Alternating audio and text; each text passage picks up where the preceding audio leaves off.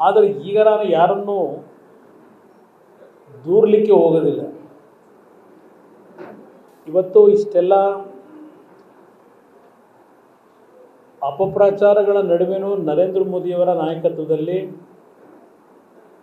ದೇಶದಲ್ಲಿ ಪುನಃ BJPಯ ನೇತೃತ್ವದ ಸರ್ಕಾರ, NDA ಪಕ್ಷಗಳ ಹಲವಾರು ಪಕ್ಷಗಳ ಜೊತೆಗೂಡಿ NDA ಅಲಯನ್ಸ್ ಪಾರ್ಟ್ನರ್ಸ್ ಏನಿದ್ದಾರೆ ಜೊತೆಗೂಡಿ ಇವತ್ತು ಸ್ಪಷ್ಟ ಬಹುಮತವನ್ನೇ ಪಡೆದಿದ್ದೇವೆ. ಅದಕ್ಕೆ ದೇಶದ ಮತದಾರರನ್ನು ನಾನು ಅಭಿನಂದಿಸ್ತೇನೆ.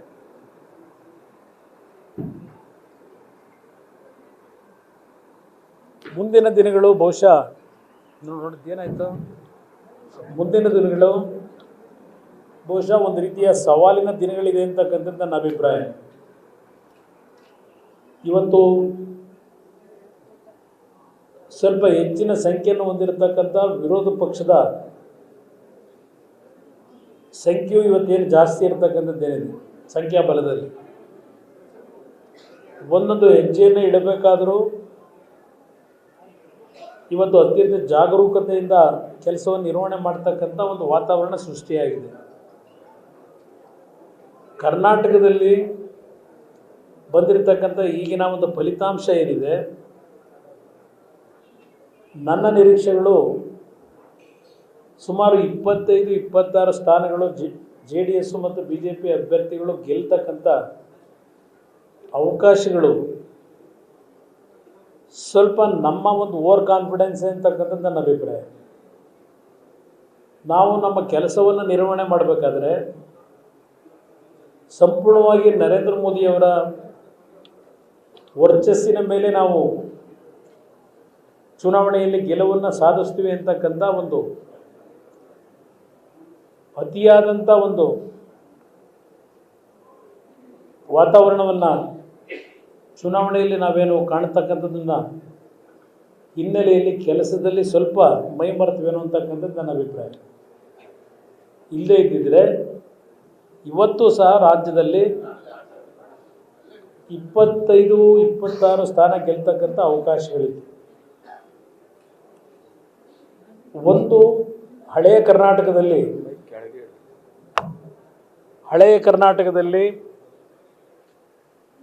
ಈ ಒಂದು BJPಯ ಮತ್ತು JDSನ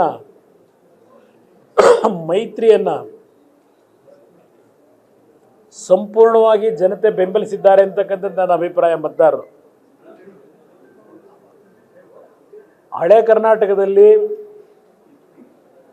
ಏನೋ ಒಂದು ಬೆಂಗಳೂರು ಸೆಂಟ್ರಲ್ ಇರ್ಬೋದು, ಚಾಮರಾಜನಗರ ಇರ್ಬೋದು, ಹಾಸನ ಇರ್ಬೋದು, ಈ 3 ಕ್ಷೇತ್ರಗಳು ಸ್ವಲ್ಪ ಸಮಸ್ಯೆಗಳಿರ್ತಕ್ಕಂಥದ್ದು ಪ್ರಾರಂಭಿಕ ಹಂತದಲ್ಲೇ ನಮ್ಮ ಗಮನದಲ್ಲಿತ್ತು.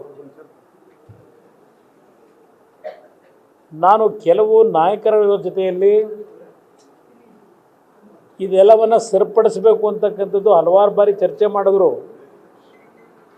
ಎಲ್ಲೋ ಒಂದು ಕಡೆ ಈ 3 ಕ್ಷೇತ್ರಗಳನ್ನು ಗೆಲ್ತಕ್ಕಂಥದ್ರಲ್ಲಿ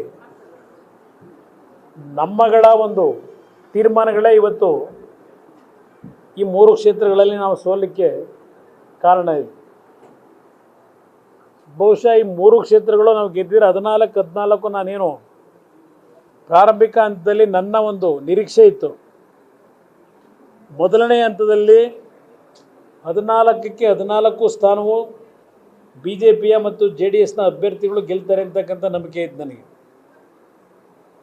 ಹಳೆಯ ನಮ್ಮ ಉತ್ತರ ಕರ್ನಾಟಕದಲ್ಲಿ ರಾಯಚೂರು, ಕೊಪ್ಪಳ, ಬಳ್ಳಾರಿ, ಬೀದರ್, ಈವನ್ ಕಲಬುರಗಿ ಈ 5 ಕ್ಷೇತ್ರವೂ ನಾವು ಗೆಲ್ತಕ್ಕಂಥ ವಾತಾವರಣ ಇತ್ತು. ಚುನಾವಣೆಗಳು ನಡೀಬೇಕಾದರೆ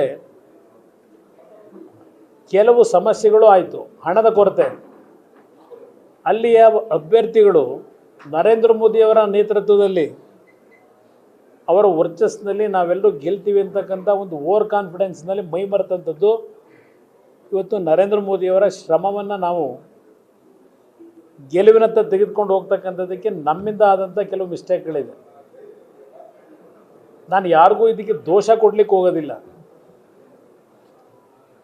ಇದೆಲ್ಲವನ್ನು ನಾನು ಸಾರ್ವಜನಿಕವಾಗಿ ಚರ್ಚೆನೂ ಮಾಡಲಿಕ್ಕಾಗೋದಿಲ್ಲ. ಅದರಿಂದ ಈ ಒಂದು ಚುನಾವಣಾ ಫಲಿತಾಂಶ ಒಂದು ಕಡೆ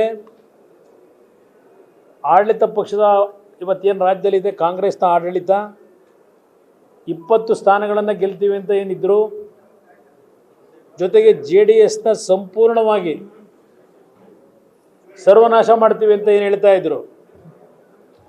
ಅದಷ್ಟೇ ಅಲ್ಲ, JDS ಪಕ್ಷದ ಬಗ್ಗೆ ಹಲವಾರು ರೀತಿಯ ಅಪಪ್ರಚಾರಗಳನ್ನು ಮಾಡಿದ್ರು. ಅಪಪ್ರಚಾರಗಳ ಜೊತೆಗೆ JDSನ ತೀರ್ಮಾನವನ್ನು BJPಯ ಜೊತೆ ನಾವೇನು ಕಳೆದ ವಿಧಾನಸಭೆಯ ಚುನಾವಣೆಯ ನಂತರ ಈ ಒಂದು ಹೊಂದಾಣಿಕೆಯನ್ನು ಮಾಡ್ಕೊಂಡಾಗ JDS ಪಕ್ಷದ ಬಗ್ಗೆ ಅತ್ಯಂತ ಪದಬಳಕೆಯಲ್ಲೂ ಸಹ ಬಳಸಿದಂಥ ಪದಗಳೇನಿದ್ದಾವೆ ಇದೆಲ್ಲ ನಾನು ಮರೀಲಿಕ್ಕೆ ಸಾಧ್ಯ ಇಲ್ಲ. ಆದರೆ ಕಾಂಗ್ರೆಸ್ನ ನಾಯಕರುಗಳಿಗೆ ಹಳೆಯ ಕರ್ನಾಟಕದ ಮತದಾರ ಬಂಧುಗಳು ಭಾಳ ಸ್ಪಷ್ಟವಾದಂಥ ಸಂದೇಶವನ್ನು ಕೊಟ್ಟಿದ್ದಾರೆ. BJP ಮತ್ತು JDSನ ಹೊಂದಾಣಿಕೆ ನಮ್ಮ ಸರ್ವಾನುಮತದ ಒಪ್ಪಿಗೆಯನ್ನು ಕೊಟ್ಟಿದ್ದೇವೆ ಅನ್ನೋದಕ್ಕೆ ಈ ಭಾಗದಲ್ಲಿ ಬಂದಿರತಕ್ಕಂಥ ಫಲಿತಾಂಶವೇ ಸಾಕ್ಷಿ ಅಂತಕ್ಕಂಥದ್ದು ನಾನು ಹೇಳಲಿಕ್ಕೆ ಬಯಸ್ತಾ ಇದ್ದೇನೆ. ನ್ಯೂಸ್ ಫಸ್ಟ್ ನಿರ್ಭೀತಿಯಿಂದ ನಿಮ್ಮ ಪರವಾಗಿ.